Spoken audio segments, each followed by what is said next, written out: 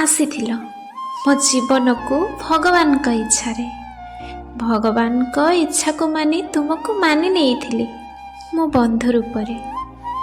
ହେଲେ ଜଣା ନଥିଲା କେବେ ଦିନେ ପଡ଼ିଯିବି ତୁମ ପ୍ରେମରେ, ଆଉ ଆସିଯିବି ଏତେ ଦୂର ତୁମ ସାଥିରେ।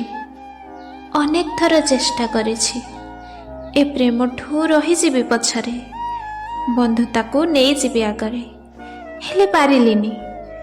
କାରଣ କିଛି ଅଲଗା ଲେଖା ଥିଲା ସେ ବିଧାତାଙ୍କ ହାତରେ।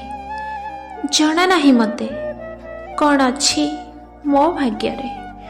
ଯାହା ଅଛି ମାନି ନେବି ମୋ ଭାଗ୍ୟ ଲେଖକଙ୍କ ଲେଖାରେ।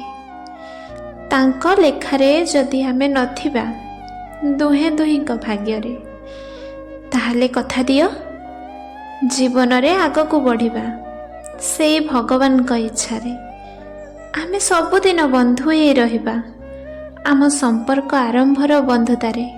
କଥା ଦିଅ ଆମେ ସବୁଦିନ ବନ୍ଧୁ ହେଇ ରହିବା ଆମ ସମ୍ପର୍କ ଆରମ୍ଭର ବନ୍ଧୁତାରେ।